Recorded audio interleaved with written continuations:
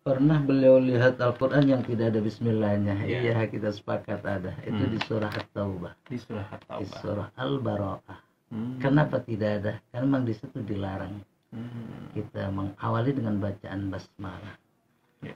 Bagaimana yang benar dengan isti'adzah, dengan a'udzu yang disiapkan di sampingnya yang panjang itu, atau kalau tidak cukup a'udzu yang umum kita lakukan.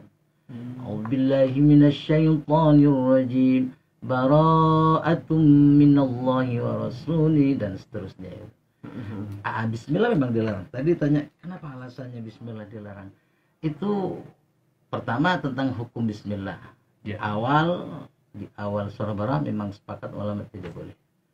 Kemudian pada ayat keduanya khilaf, ada yang bolehkan, ada yang tidak bolehkan. Kita juga menyikapi ini ya terserah mau ngambil yang boleh. Di ayat kedua dan seterusnya itu khilaf. Ayat pertama tidak boleh, memang haram hukum. Kenapa bermacam-macam alasan ulama? Karena merasa tidak, antara lain alasannya karena tidak patut tidak pas kalau kita baca bismillah di awal ayat itu, di surah Bara'ah itu, karena kondisinya kondisi perang saat itu. Jadi yang pas mohon lindung pada Allah, mohon keselamatan, lindung pada Allah. Ada sebagian yang mengatakan berpendapat demikian. Ada mengatakan sambungan dari surah al sebelumnya. Ada ulama sebagian mengatakan tidak usah ada bismillah. A'udzu yang disyariatkan di situ. A'udzu yang disyariatkan. Itu kira-kira yang bisa saya. Ya, Bunda Nadia gitu ya. Kemudian ini Ustaz Komarudin menyangkut khayshum. Khayshum ini suara yang keluar dari aqsal anfi, dari pangkal hidung. Ada memang huruf yang posisinya di khayshum. Itu nanti kita bicara makhraj posisi, itu makhraj yang terakhir, makhraj yang ke-17. Posisinya di khayshum. Di situ hanya ada huruf nun dan mim tasydid. Kemudian huruf-huruf gunnah, ikhfa dan semacamnya. Posisinya di situ. Kadang-kadang bikin alamin. Iya, posisinya di situ. Sekarang untuk diketahui ada seseorang qori atau siapapun yang sedang lagi baca Al-Quran, memang cenderung kadang suaranya khayshum ke hidung seluruh huruf. Oh begitu Mas? Ada seluruh gitu, huruf. Ini contohnya. Yang saya contohkan ini seluruhnya ke hidung. A'udzubillahi minasyaitonir rajim. Ini kurang baik ini. Suara ini kurang baik. Buktinya kalau kita sentuh hidungnya disumpat, ditutup hidungnya, pastinya tuh A'udzubillahi minasyaitonir rajim. Cara tahu untuk bahwa suara kita ke hidung misalkan, kita coba.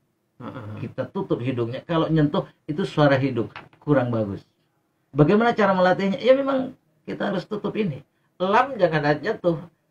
A'udzubillah, billah kan? Billah. Tapi kalau billah, ini ke hidung, suara hidung.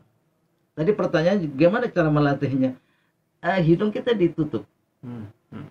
Kalau masih nyentuh, padahal dia bukan huruf gunnah, berarti menghidung, suaranya ke hidung, khayshum. Itu kurang baik. Seorang qori punya suara khayshum, ini nilainya sangat-sangat fatal juga, udah dianggap tidak bakat oleh jurinya. Ya begitu. A'udzubillahi minasyaitonir rajim. Sya dibaca sya. Iya. Syaitonir. Ini hidung semua. Iya. Bismillahirrahmanirrahim. Padahal bismillah la. Kecuali mim memang hidung. Ma ni nun. Hidung. Ra. Jangan ra, tapi ra. Posisinya sendiri-sendiri. Khayshum ini makhraj. Huruf yang keluar dari pangkal hidung, dari janur hidung. Tandanya kita tutup. Itu latihannya. Saat kemarin begitu latihannya. Begitu latihannya. Itu teknis menghilangkan. Kemudian yang kedua tadi Pak Ustadz, dengan pertanyaan yang kedua, ini sudah mulai dari sonolnya nih Pak Ustadz nih. Ya kita carikan yang tidak itu, misalnya isah, pelet, tidak terlalu parah, pelet, gitu. Tapi kalau bismillah enggak itu tuh, Bismillah ada yang parah memang. Kita carikan yang tidak pelat. Makmumnya yang begitu ketika bermakmum dengan yang suaranya pelat yang memang dari sananya yang parah, itu kurang pas dari situ. Makmum yang sama dengan kita bermakmum pada yang tidak fasih bacaan Al-Qur'annya. Jadi justru yang bacanya rusak misalkan, merubah makna, justru makmumnya yang sudah pasti itu bisa tidak sah salatnya itu. Artinya makmumnya yang kalau misalkan tidak ada lagi karena kondisi tidak masalah. Baik.